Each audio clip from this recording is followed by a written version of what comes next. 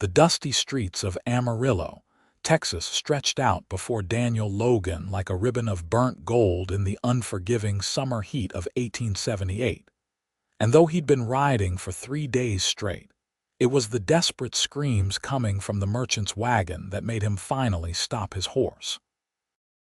Daniel had learned to mind his own business during his 30 years of life, especially the last 12 spent drifting from one cattle ranch to another, never staying long enough to form attachments that might break him further than he already was. The war had taken his family's Missouri farm, and the years since had taken nearly everything else, including most of his faith in humanity. But those screams, high and terrified, cut through his weathered defenses like a hot knife through butter. He dismounted slowly, his tall frame unfolding from the saddle with the careful movements of a man who'd spent too many nights sleeping on hard ground. His dark hair hung past his collar, and his eyes, once a bright hazel, had faded to something harder and more distant. He tied his mare to a post outside the general store and followed the commotion to the town square, where a crowd had gathered around a wagon bearing the garish sign, Horace Whitman's Acquisitions and Sundries. What Daniel saw made his jaw clench so tight his teeth ached. A man, presumably Horace Whitman himself, had a young woman by the arm, dragging her toward the wagon's cage like she was livestock. She fought with everything she had, her long auburn hair wild around her face, her simple dress torn at the shoulder. But Whitman was a large man, easily 250 pounds, and she couldn't have weighed more than 120 soaking wet. "I paid good money for you, girl, and you'll do as you're told," Whitman bellowed, raising his free hand as if to strike her. Daniel's hand moved to his gun before his brain caught up. "That's enough." His voice wasn't particularly loud, but something in its tone made the crowd part and Whitman freeze. The merchant turned, his florid face twisted with irritation. "This ain't your concern, stranger. Move along." "Can't do that," Daniel said, stepping closer. He could see the woman's face now, tear-streaked and defiant, her green eyes blazing with fury rather than defeat. She couldn't have been more than 23 or 24, far too young to have the kind of haunted look that lurked behind that anger.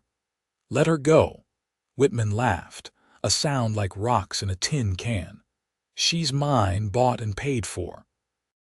Her father owed me money, couldn't pay, so he sold her to cover his debts. All legal and proper." Daniel felt something cold settle in his stomach. He'd heard of such arrangements, particularly in these hard times when drought and desperation drove people to unthinkable choices. Legal didn't make it right, though nobody in this crowd seemed inclined to argue the point.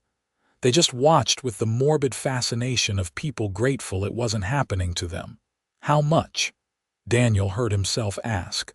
Whitman's piggy eyes narrowed with speculation. "How much what?" "How much to buy her contract from you? Name your price." The woman's head snapped toward him, those green eyes widening with something between hope and suspicion. Whitman's grip on her arm loosened slightly as greed replaced anger on his meaty face. "Well now, that's an interesting proposition. Thing is, I paid $200 for her, and I've put another $50 into feeding her and such these past 3 months. Plus there's the matter of my time and trouble." He stroked his chin, calculating. "I'd let her go for $400, the crowd murmured. $400 was more than most men made in a year. Daniel had exactly $417 to his name, the wages from 6 months of hard work on a ranch outside of Fort Worth, money he'd planned to use to finally buy a small piece of land and maybe build something that resembled a life. He looked at the woman again. She stared back at him, her chin raised despite the tears still wet on her cheeks, and something in that defiant pride made his decision for him. "I've got $300 in cash on me right now," Daniel said slowly. I'll need to withdraw the rest from the bank. That acceptable?" Whitman's face split into a triumphant grin. "That'll do just fine, friend. Just fine indeed." 20 minutes later, Daniel stood outside the bank with a receipt that made him the legal owner of another human being's work contract, a concept that sat in his gut like spoiled meat. The woman stood a few feet away, no longer struggling but watching him with those wary green eyes.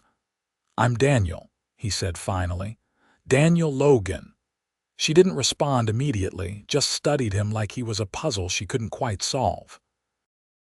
Up close, even with dirt on her face and her hair in disarray, she was beautiful in a way that had nothing to do with conventional prettiness, and everything to do with the fierce intelligence in her eyes.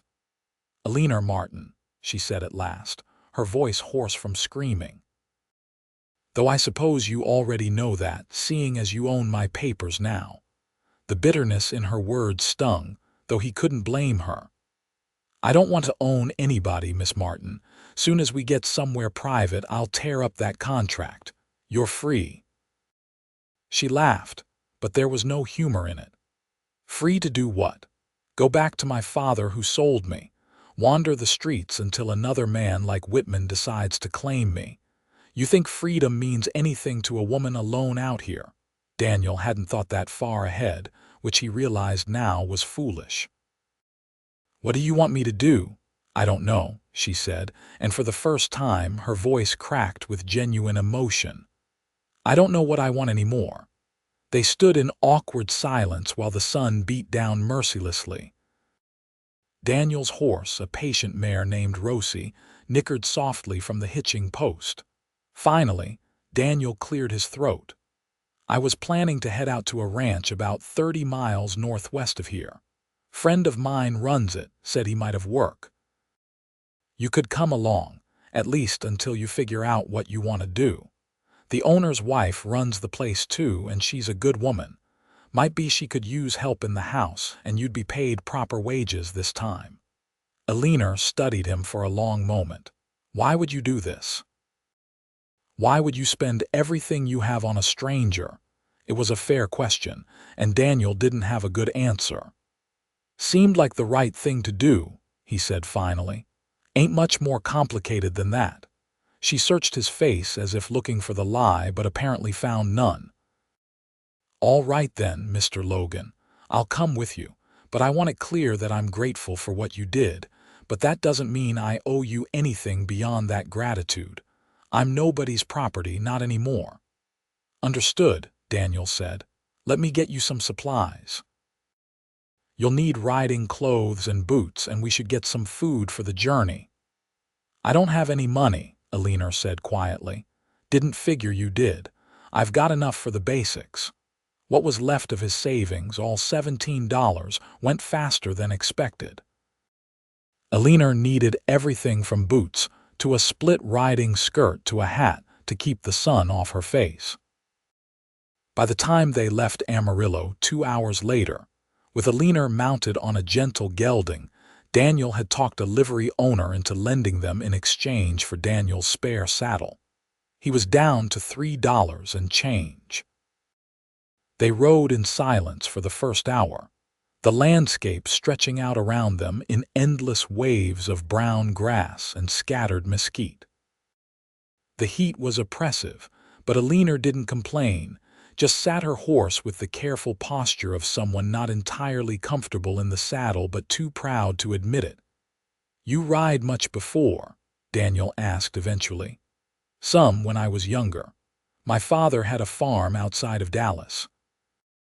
Before everything went wrong." She paused, then added, "Before the drought killed our crops 3 years running and he started drinking away what little we had left." Daniel nodded, not pushing for more. "Every family out here had a similar story or close enough. We'll take it slow then. Don't want to push too hard the first day." They made camp that evening near a small creek, one of the few water sources in this part of Texas that hadn't completely dried up. Daniel set about making a fire while Alina tended to the horses. moving with a capable efficiency that suggested she'd done farm work before her father's betrayal. Over a simple meal of beans and hardtack, they talked in fits and starts, feeling each other out like two stray dogs unsure whether to fight or trust.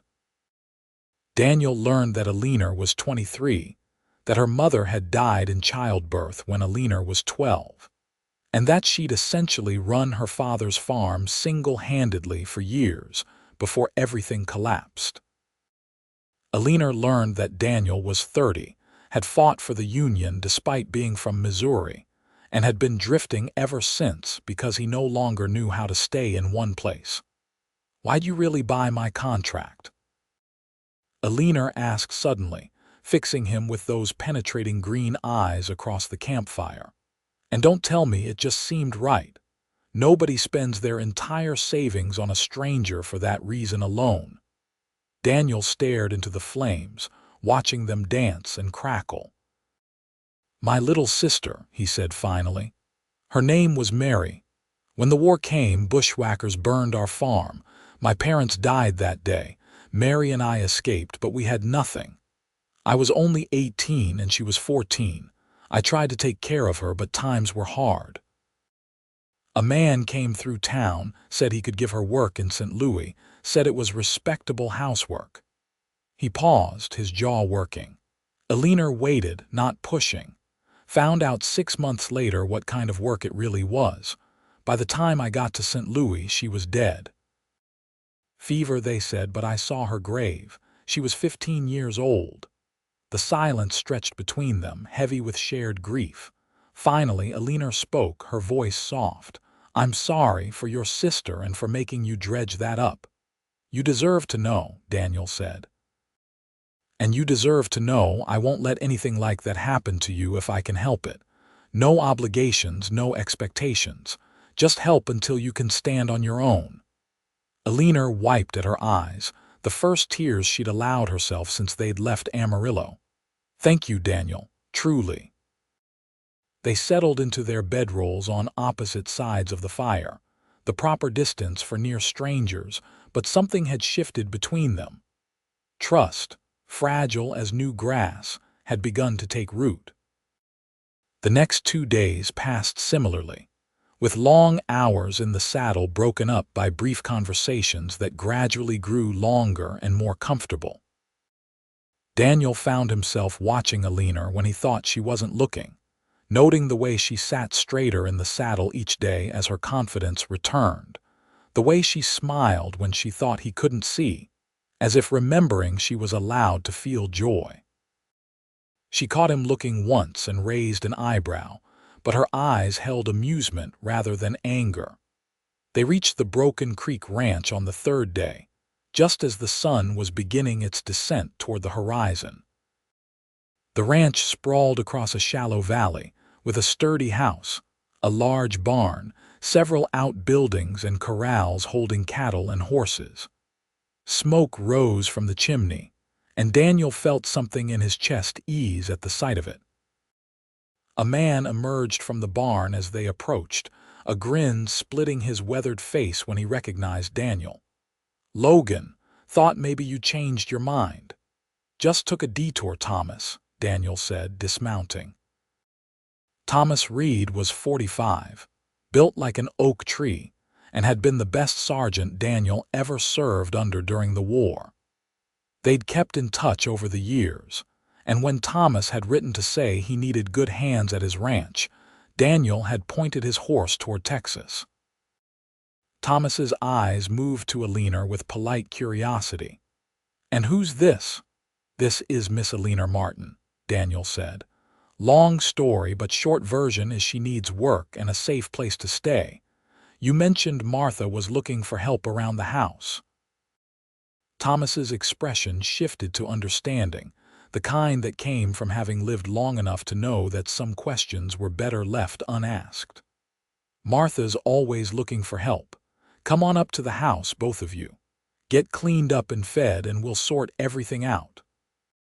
Martha Reed was a force of nature packed into a 5'2" frame, with silver-streaked brown hair, keen blue eyes, and an ability to read people that was almost unsettling. She took one look at Alina and immediately began fussing over her like a mother hen, bustling her away to a guest room for a proper bath, while firing questions at Thomas and Daniel about where they'd found the girl and what condition she'd been in. By the time Alina emerged an hour later, clean and wearing one of Martha's simpler dresses, Daniel barely recognized her. Without the dirt and fear, she was stunning, her auburn hair falling in soft waves past her shoulders, her skin pale and smooth. She caught him staring again, and this time she blushed, which made her even more beautiful. Dinner that night was a revelation. Martha had prepared pot roast with vegetables, fresh bread, and apple pie, the first real meal either Daniel or Alina had eaten in longer than they could remember. Around the table, with Martha and Thomas trading stories and jokes, Daniel felt something he hadn't experienced in years, a sense of belonging. Alina must have felt it too, because when their eyes met across the table, her smile was genuine and reached all the way to her eyes. After dinner, while the women cleaned up despite Daniel's offers to help, Thomas led him outside to the porch. They sat in rocking chairs, watching the stars emerge in the darkening sky. "She's the reason you're broke, ain't she?" Thomas said without preamble. Daniel didn't bother asking how Thomas knew. The man had always been able to read him like a book. "Her father sold her to a merchant to cover his debts. I couldn't just walk away." "No, I suppose you couldn't," Thomas said. "That's what I always liked about you, Logan. You've got a code you stick to even when it costs you." He paused, rocking slowly. Martha already offered her a job, room and board plus $20 a month to start, more if she works out. "I'm offering you $30 a month plus the same." It was fair pay, more than fair actually. Daniel knew other ranch hands made 15 to 20 at best. "I appreciate it, Thomas. Just one thing," Thomas said, his voice taking on a more serious tone. "Martha's already half in love with that girl in there, and I can see the way you look at her. Whatever's growing between you two, that's your business. But if you hurt her, Martha will shoot you and I'll help her hide the body." Despite the gravity of the words, Daniel laughed. "Understood. But you should know I don't think anything's growing between us. She's just grateful, that's all." Thomas gave him a look that suggested he thought Daniel was an idiot, but he let it drop. The weeks that followed fell into a comfortable rhythm. Daniel worked with the cattle and horses, mending fences, breaking wild mustangs, and doing the 1,000 other tasks that kept a ranch running. Alina worked in the house with Martha, cooking, cleaning, tending the garden, and learning all the skills Martha was eager to teach. But in the evenings after dinner, Daniel and Alina would often find themselves on the porch together, talking as the sun set. They spoke of their pasts, their dreams, their fears. Daniel told her about his childhood on the farm, the good years before the war destroyed everything. Alina described her mother, a kind woman who taught her to read and write and see beauty in small things. She used to say that wildflowers were God's way of reminding us that beauty doesn't need permission to exist, Alina said one evening, her voice soft with memory. "That's what I want to be like, strong enough to bloom wherever I'm planted, even if the soil isn't ideal." Daniel looked at her in the fading light, at the way the sunset painted her hair copper and gold, and felt something shift in his chest. "I think you're already there," he said quietly. She turned to him, surprise in her eyes, and for a moment they just looked at each other. Then Martha called from inside, breaking the spell, and Alina rose quickly, murmuring something about helping with the dishes. Daniel sat alone on the porch long after, wondering what he was doing falling for a woman who had every reason to distrust men, especially one who'd technically bought her freedom. The fact that he'd torn up her contract in front of her 2 weeks after their arrival didn't change the fundamental dynamic he'd had power over her once, and that was a stain that might never wash clean. But Alina didn't seem to see it that way. She'd thanked him tearfully when he'd burned the contract in the kitchen stove, but then she'd gotten on with her life, treating him not as a savior or an owner but as a friend. More than a friend, maybe, if the way she smiled when she saw him was any indication. Martha, never one to let sleeping dogs lie, confronted him about it one morning while Alina was out gathering eggs. "You going to tell her how you feel, or are you going to keep mooning around like a lovesick calf?" Daniel nearly choked on his coffee. "I don't know what you're talking about." "Please," Martha said, rolling her eyes. "I've been married 23 years. I know what love looks like, and you've got it bad. Question is, what are you going to do about it?" "Nothing," Daniel said firmly. "She's been through enough. Last thing she needs is me complicating her life." "Did it ever occur to you that you might be exactly what she needs?" Martha asked, her voice gentler now. "That girl's been rebuilding herself these past 2 months, and you're part of that foundation whether you realize it or not. The way she lights up when you walk in a room, the way she asks Thomas what you're doing when you're out working, that's not gratitude, Daniel. That's love." Daniel's heart hammered against his ribs. "You really think so?" "I know so." "Now the question is, are you brave enough to do something about it?" He was saved from answering by Alina's return, her basket full of eggs and her cheeks flushed from the morning air. She smiled at him, that particular smile that seemed reserved just for him, and Daniel felt his resolve crumbling like sun-dried clay. That evening, he asked her to take a walk with him after dinner. They headed toward the creek that gave the ranch its name, following a path worn smooth by years of footsteps. The air was cooler now that autumn was approaching, carrying the scent of sage and distant rain. "Alina," Daniel began, then stopped, unsure how to continue. She waited patiently, her hand brushing against his as they walked. The contact sent electricity up his arm. "These past 2 months have been the best I've had in longer than I can remember," he said finally. "And that's because of you."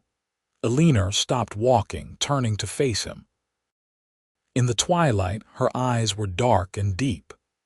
"Daniel, let me finish," he said, needing to get it all out before he lost his courage. "I know I'm not much. I'm just a drifter who happened to be in the right place at the right time. I don't own anything, don't have anything to offer you except $30 a month and a room in somebody else's house. But I love you, Alina. I think I've loved you since I saw you fighting Whitman in Amarillo, refusing to give up even when everything seemed hopeless. You're the strongest person I've ever met, and the kindest, and every day I wake up grateful that I get to see you. I'm not asking you to feel the same way, but I needed you to know." Silence stretched between them, broken only by the gentle burble of the creek and the distant call of an owl. Alina's eyes had gone bright with tears, and Daniel's heart sank, certain he'd ruined everything. Then she was kissing him, her hands fisted in his shirt, her lips soft and urgent against his. Daniel froze for half a heartbeat before his arms came up around her, pulling her close as he kissed her back with all the longing he'd been holding in. When they finally broke apart, both breathing hard, Alina kept her hands on his chest. "I love you too," she whispered. "I've been so scared to admit it, even to myself. After everything with my father, after Whitman, I thought I'd never be able to trust a man again. But you're different, Daniel. You've never tried to own me or control me. You gave me my freedom and then stood back and let me figure out who I wanted to be. Do you know how rare that is? How precious?" Daniel cupped her face in his hands, his thumbs brushing away her tears. "You're the precious one. And I swear to you, Alina, I will spend every day trying to be worthy of this gift you're giving me." She laughed, though it was watery with emotion. You've already proven your worth 100 times over. Now kiss me again before I start crying in earnest." He did, and it was sweeter than the first time, full of promise and hope, and the kind of joy that comes from finding home in another person. They returned to the house hand in hand, and Martha took one look at their faces and started crying with happiness. Thomas just grinned and slapped Daniel on the back hard enough to rattle his teeth. "About time," Thomas said. "Martha was about ready to lock you two in the barn until you figured it out."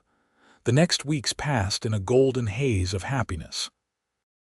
Daniel and Alina were inseparable when work allowed, stealing moments together whenever they could.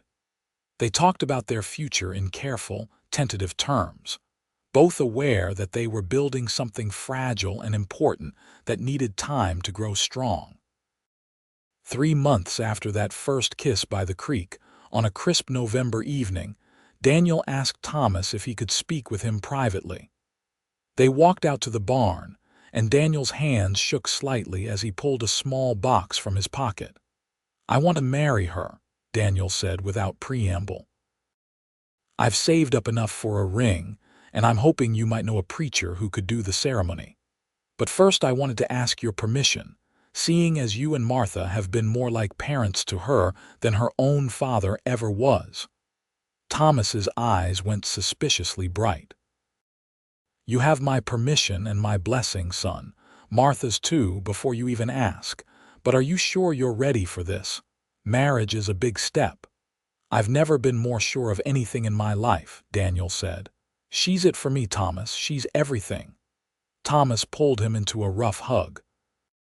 "Then you'd better make this proposal something special, because Martha will want all the details." Daniel proposed the next evening, taking Alina back to the spot by the creek where they'd first kissed. He'd spent the afternoon gathering wildflowers, and they surrounded the area like a carpet of color yellows and purples and whites, all the late blooming flowers he could find. "Daniel, it's beautiful," Alina breathed when she saw it. "What's all this for?" He took her hands in his, feeling his heart thunder against his ribs. "You told me once that your mother said wildflowers were God's way of reminding us that beauty doesn't need permission to exist. Well, I wanted to surround you with that reminder when I ask you this." He dropped to one knee, and Alina's hands flew to her mouth, her eyes going wide. "Alina Martin, you are the strongest, bravest, most beautiful woman I have ever known. You've made me believe in hope again, in goodness, in the possibility of building something lasting and true. I don't have much to offer you except my heart and my promise to love you, protect you, and stand beside you for the rest of my days. Will you marry me?" He opened the box, revealing a simple gold band with a small diamond, all he could afford but chosen with care. Alina dropped to her knees in front of him, tears streaming down her face. "Yes," she said, her voice breaking. "Yes, Daniel, 1,000 times yes. You've given me back myself, given me a future I never thought I'd have. I want to spend every day of that future with you." He slipped the ring on her finger, and they stayed there on their knees among the wildflowers, holding each other and crying and laughing all at once. They were married 3 weeks later, just before Christmas, in the small church in Amarillo. Martha insisted on making Alina a proper dress, working on it in secret for weeks, until it was perfect simple white cotton with lace at the collar and cuffs, elegant in its simplicity. Thomas bought Daniel a new suit, refusing to listen to his protests. The day of the wedding dawned clear and cold, the kind of winter day that made everything seem sharp and bright. Alina looked like an angel walking down the aisle on Thomas's arm, her face radiant with happiness. Daniel felt his throat close up at the sight of her, at the realization that this incredible woman had chosen him. The ceremony was simple, but heartfelt. When the preacher pronounced them husband and wife and Daniel kissed his bride, applause and cheers erupted from the small gathering of ranch hands and townspeople who'd come to celebrate with them. The reception was held at the ranch, with tables set up in the barn and enough food to feed an army thanks to Martha's cooking and organizing. There was music and dancing, and Daniel held Alina in his arms as they swayed to a fiddle tune, her head resting on his chest. "Happy," he murmured into her hair. "Happier than I ever imagined I could be," she said. "Thank you, Daniel, for everything, for saving me, for loving me, for giving me this beautiful life."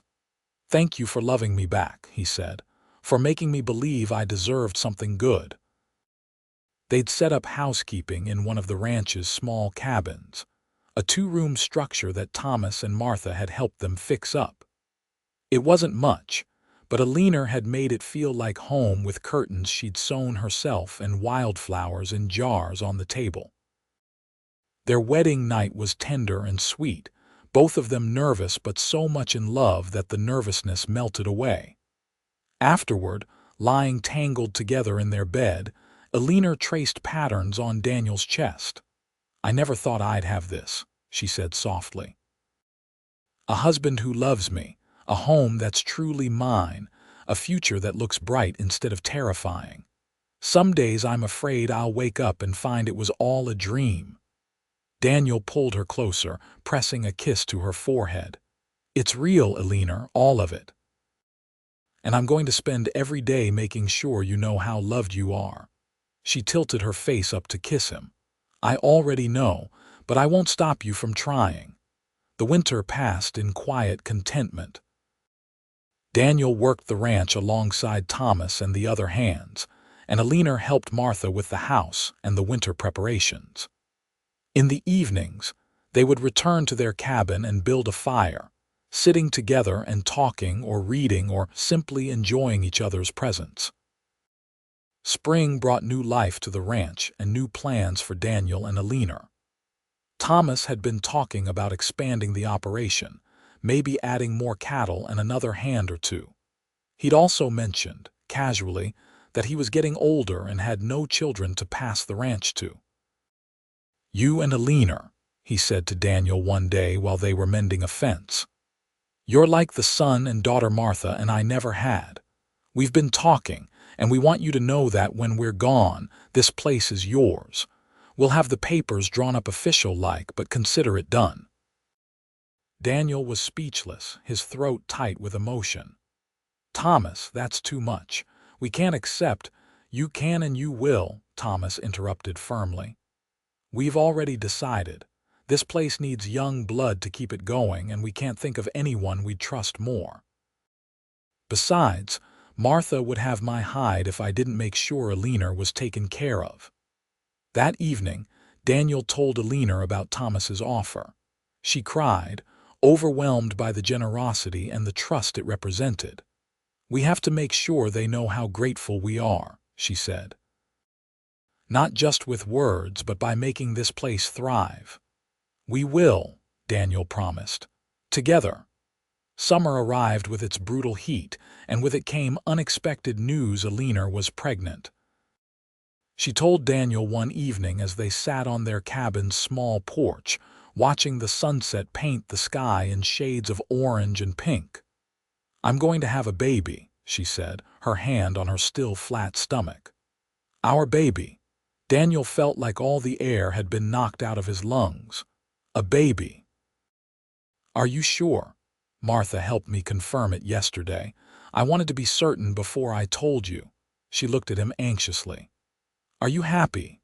I know we haven't been married long and money is tight." He cut her off with a kiss, then pulled back to look at her with wonder. "Happy doesn't begin to cover it. Alina, you've just made me the luckiest man in Texas. A baby. Our baby." They held each other as the stars came out, talking in whispers about names and nurseries and what kind of parents they wanted to be. Both were determined that their child would grow up knowing love and security, everything they'd been denied in different ways. The pregnancy progressed smoothly, though the Texas heat made Alina miserable by August. Martha fussed over her constantly, making sure she rested and ate well. Daniel treated her like she was made of glass, which Alina found both sweet and exasperating. "I'm pregnant, not dying," she told him one evening when he tried to stop her from carrying a basket of laundry. "Women have been doing this since the beginning of time." "Not my woman carrying my baby," Daniel said stubbornly. "Let me help." She softened, seeing the fear beneath his protectiveness. He'd lost so much in his life: his parents, his sister, his home. Of course he was terrified of losing her and the baby too. "I love you," she said, taking his hand and placing it on her swollen belly. "And I'm not going anywhere. We're both strong, this baby and me. Feel that." The baby kicked against his palm and Daniel's face transformed with wonder. "That's incredible." "That's our son or daughter," Alina said, smiling. "Fighting to be born, just like we fought to find each other." In February of 1880, on a cold night when the stars seemed close enough to touch, Alina went into labor. Martha and the doctor from town attended her while Daniel paced the main house's parlor, wearing a path in the rug. Thomas sat with him, offering whiskey that Daniel refused, needing to be clear-headed when his child arrived. The labor was long and difficult, lasting through the night and into the next day. Every cry that escaped Alina's lips felt like a knife in Daniel's heart, and he wanted to burst through the bedroom door and somehow make it better. But Martha had been firm. Men had no place in the birthing room, and he needed to wait. Finally, as the sun was beginning to set on the second day, a new cry joined Alina's, the sharp, angry wail of a newborn. Daniel's head snapped up, his heart in his throat, waiting for Martha to emerge and tell him whether his wife and child had survived. The door opened, and Martha appeared, exhausted but smiling. "You have a son, Daniel, a healthy baby boy, and Alina's fine, just tired. You can come in now." Daniel didn't remember crossing the room, but suddenly he was beside the bed where Alina lay, pale and sweaty but more beautiful than ever, holding a tiny bundle wrapped in a blanket. She looked up at him with tired joy. "Meet your son," she whispered. Daniel reached out with shaking hands, and Alina transferred the baby into his arms. He was so small, so impossibly perfect, with a shock of dark hair and tiny fists that waved in the air. As Daniel watched, the baby opened his eyes hazel, like Daniel's own, and seemed to look right at him. "He's perfect," Daniel breathed. "You're both perfect, Alina. I love you so much." "I love you too," she said. "What should we name him?" They discussed names but never settled on one. Now, looking at his son, Daniel knew. "Samuel," he said, "after my father." "Samuel Thomas Logan, if that's all right with you." Alina's eyes filled with tears. "It's perfect, and Thomas will be so honored."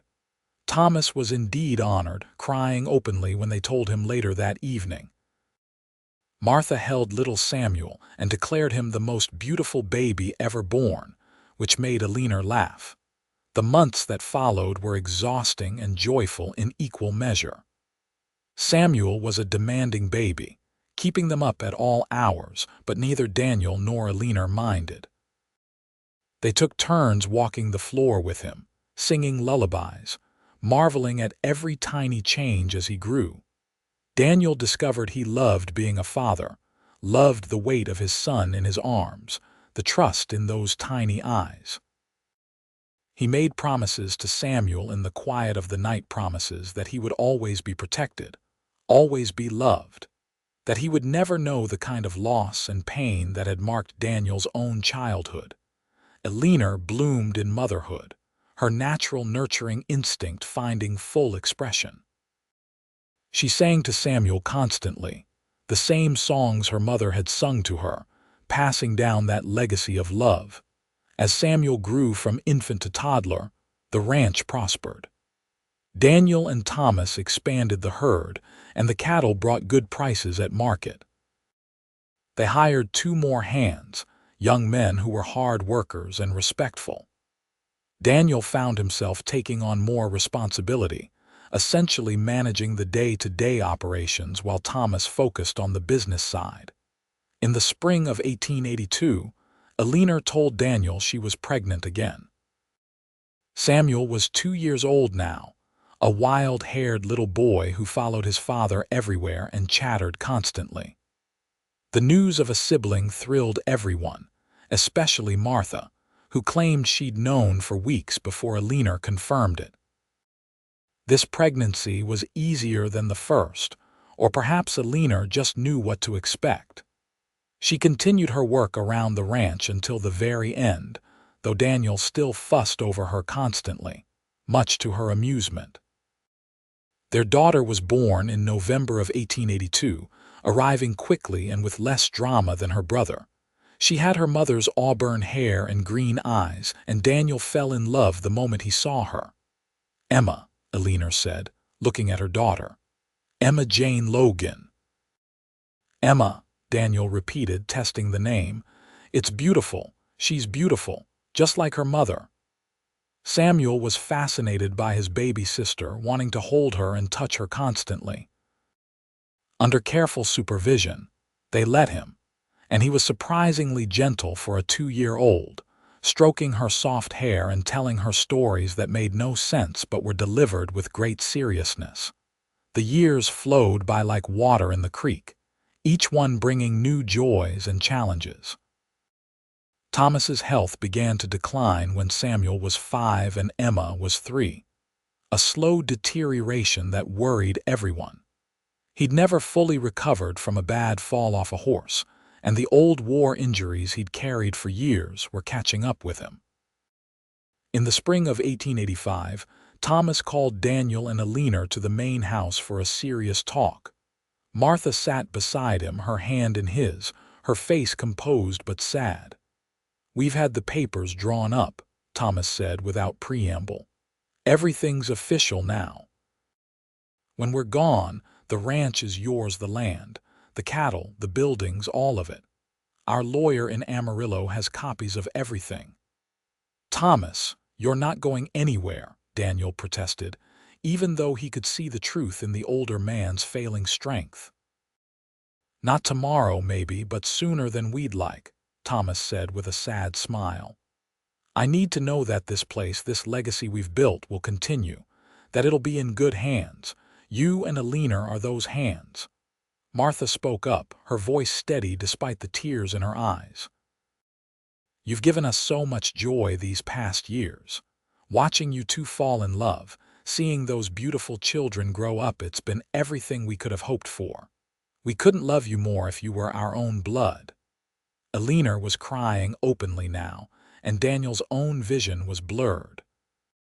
"You are our family," Alina said.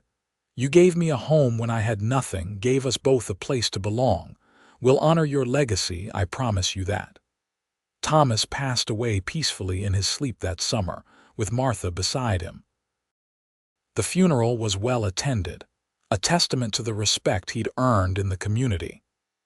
Daniel delivered the eulogy, his voice breaking as he spoke of the man who'd been a friend, a mentor, and a father when he'd needed one most. Martha lived 2 more years, long enough to see Samuel start school and Emma grow from a toddler into a little girl full of questions and laughter. She passed away in her sleep one winter night, and they buried her next to Thomas on a hill overlooking the ranch they'd built together.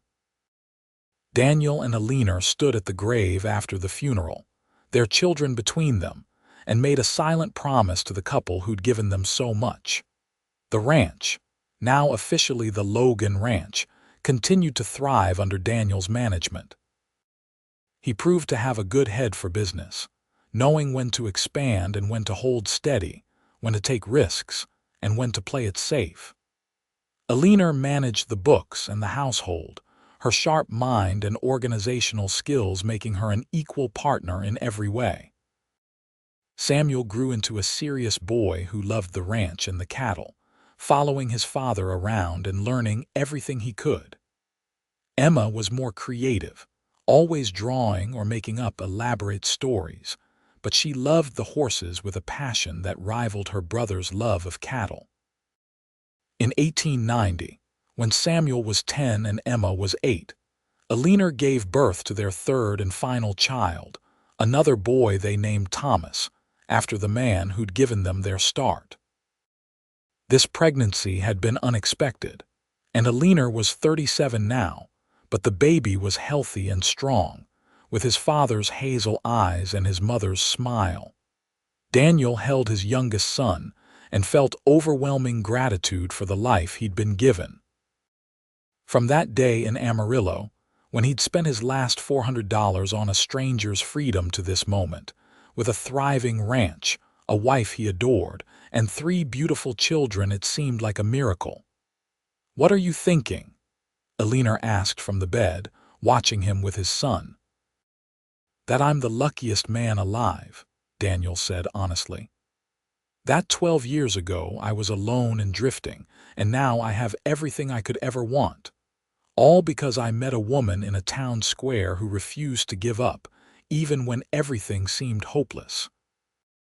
Alina smiled, that same smile that had captured his heart. "And I met a man who taught me that not all heroes wear shining armor. Some wear dusty trail clothes and have kind eyes and give everything they have to save a stranger." Daniel sat beside her on the bed, careful not to jostle her or the baby. "I love you, Alina Logan, more than I did yesterday, less than I will tomorrow." "That's poetic for a cowboy," she teased gently. "You bring it out in me," he said, kissing her softly. "You always have." The years continued their steady march. Samuel grew into a fine young man, taking over more of the ranch work as Daniel's hair began to gray. Emma shocked everyone by announcing at 15 that she wanted to be a veterinarian, one of the first women in Texas to even consider such a profession. They supported her dreams, saving money to send her to school back east when the time came. Young Thomas, called Tommy by the family, was the charmer of the bunch, able to talk his way out of any trouble and into anyone's good graces. He had his father's sense of justice and his mother's quick wit, a combination that promised great things for his future. Daniel and Alina aged together gracefully, their love deepening with each passing year. They still took walks down to the creek on summer evenings, still held hands across the dinner table, still looked at each other with the same wonder they'd felt that first night by the wildflowers. When Samuel turned 21 in 1899, he brought home a young woman named Catherine from a neighboring ranch. She was sweet and smart and clearly adored Samuel. Daniel watched his son court her with all the nervous energy he remembered from his own courtship of Alina, and felt the circle of life continuing.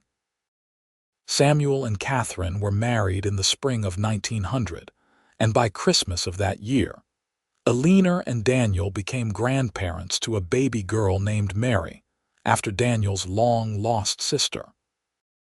Daniel cried when he held her, overwhelmed by the bittersweet joy of knowing his sister's name would live on in this new life. Emma left for veterinary school in 1901, making them all proud even as they missed her terribly. She wrote long letters home describing her studies and the strange new century they'd entered.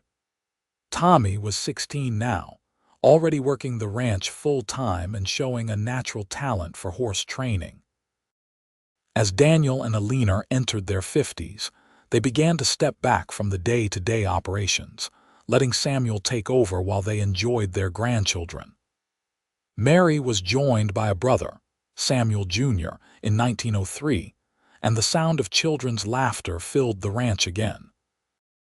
On their 20th wedding anniversary in 1899, Daniel took Alina back to Amarillo, to the town square where they'd first met. It had changed: more buildings, more people, signs of progress everywhere. But the square itself was still recognizable. "Right there," Daniel said, pointing to a spot near the general store. "That's where I saw you fighting Whitman, where I decided to spend every penny I had on a stranger." Alina leaned into him, her hand finding his naturally. "Best decision you ever made," Second best, Daniel corrected. Best was asking you to marry me, that day by the creek with the wildflowers. That was a good day, Alina agreed.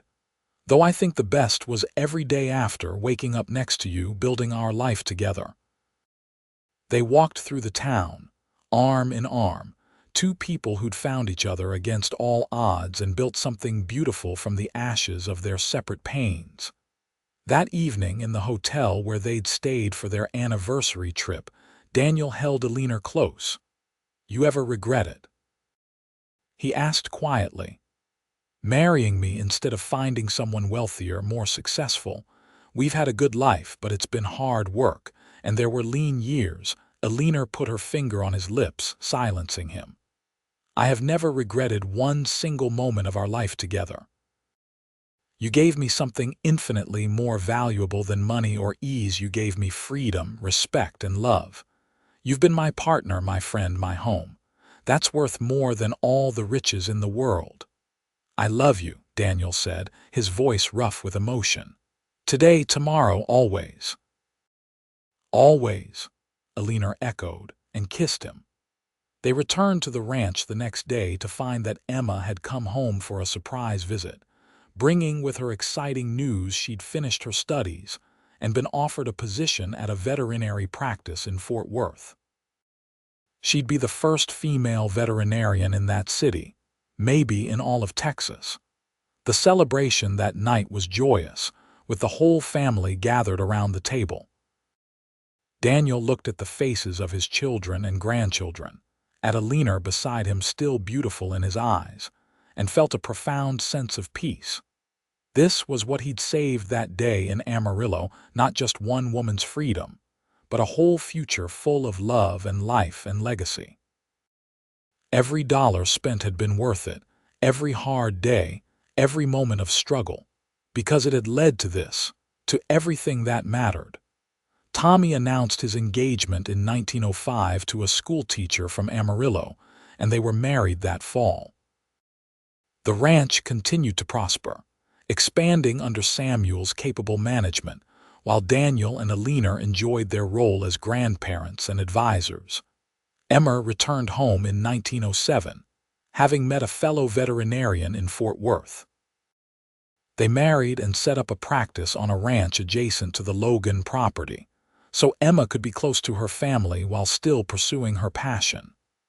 Their first child, a daughter, was born in 1908, making Daniel and Alina grandparents again.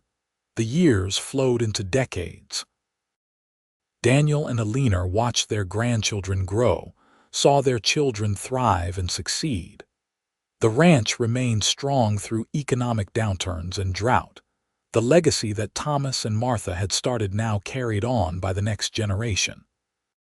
In 1925, on their 46th wedding anniversary, Daniel and Alina sat on the porch of the main house, watching the sun set over the land they'd called home for so long. Daniel was 77 now, Alina 68, their hair white and their faces lined, but their love as strong as ever. "No regrets?"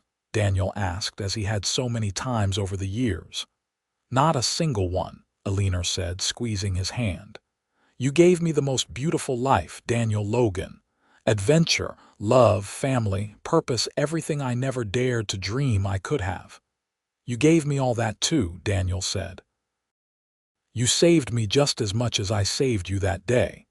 Maybe more." They sat in comfortable silence, surrounded by the sounds of the ranch cattle lowing, horses neighing, their great-grandchildren playing in the yard. The sun painted the sky in brilliant colors, and somewhere in the distance, a coyote called to the emerging moon. "I would do it all again," Daniel said quietly.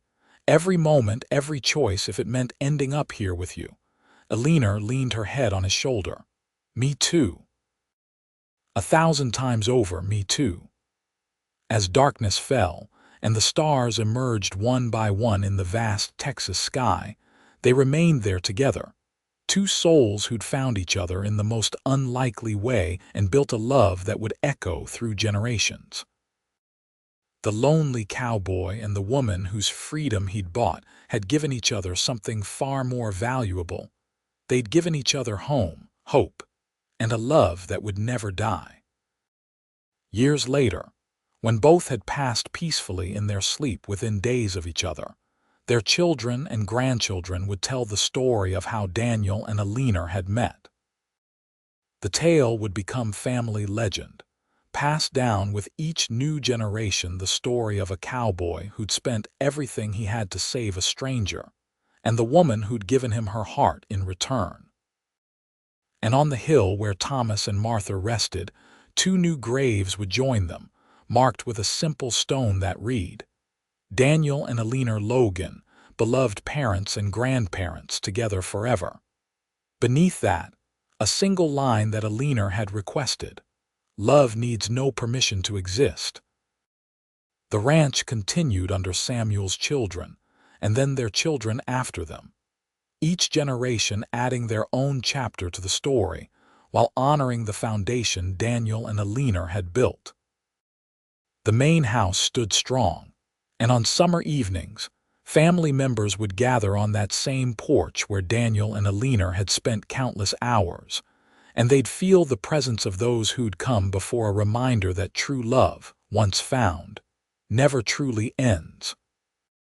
It lives on in the children and grandchildren, in the land that's tended with care, in the stories told and retold until they become part of the family's very soul. Daniel and Alina's love had started with an act of courage in a dusty Texas town square, and it grew into something that touched everyone who came after. Proof that sometimes the most important decision you ever make is to help a stranger in need, because you never know when that stranger might become your entire world.